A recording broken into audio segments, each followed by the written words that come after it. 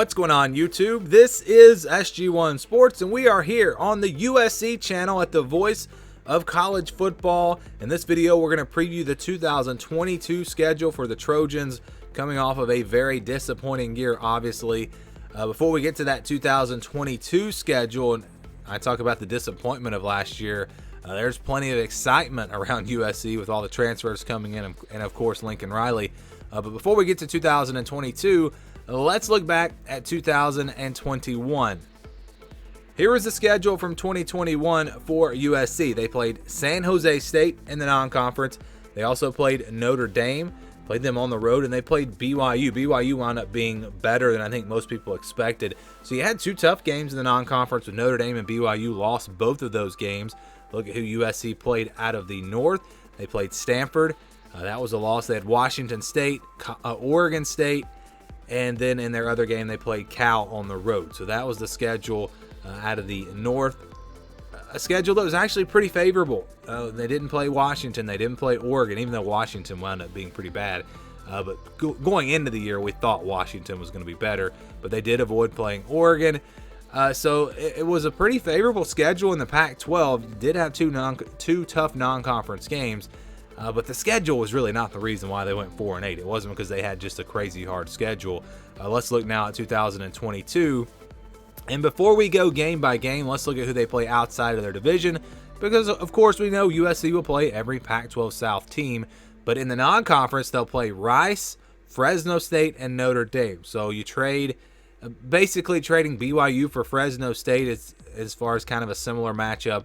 I think I'd rather play Fresno State than BYU, especially this year. So not too bad there. And then they get Notre Dame at home, and they're going to play Notre Dame every year. So that's why USC's non-conference schedule can be really tricky. You have Notre Dame, and then if they do schedule another tough game, you've got two really tough games in the non-conference. But Fresno State, kind of a mid-level game, and then Rice should be a pretty easy win. And getting Notre Dame at home could be big. Look at who they play outside of in the Pac-12 North. They'll play Stanford on the road. They'll play Oregon State on the road. Oregon State could be a sneaky good team this year. Watch out for them. Washington State at home, and then Cal at home. Cal is a team that lost a bunch of close games last year.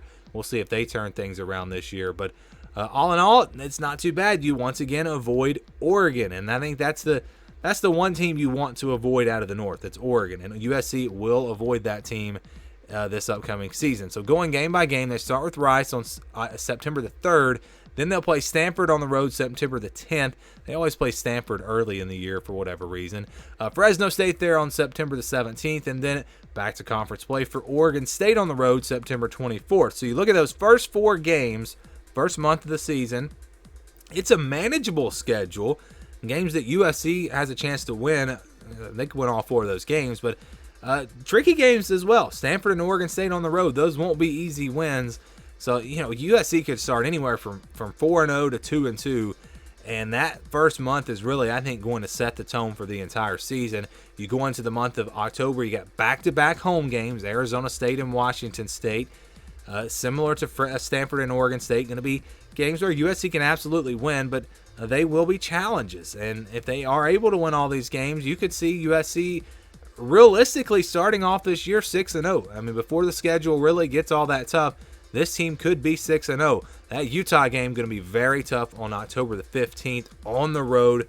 Maybe the best team in the Pac-12 this year. Then they have Arizona on the 29th. They get a bye week between Utah and Arizona. Maybe not the perfect spot for a bye week.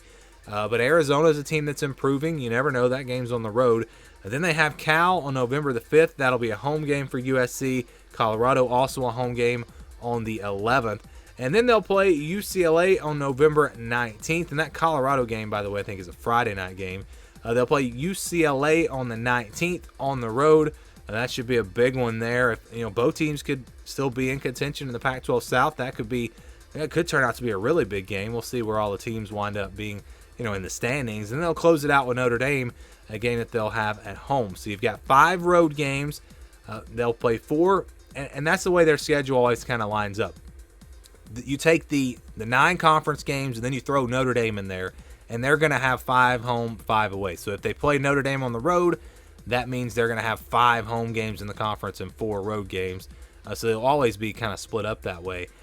So they will have 5 conference games on the road this year. But again, it's a schedule that it's tricky. You've got some challenges here, but definitely a lot of winnable games for USC, and you could see that 4-8 record really turn around if they're able to win some close games, because they're probably going to have a lot of close games, competitive games here on this schedule. Utah, probably their toughest game. Notre Dame will be tough. Other than that, though, USC has a great chance to win these other games. Can they actually go out and do it consistently? That's obviously another thing, but a very manageable schedule for USC in 2022.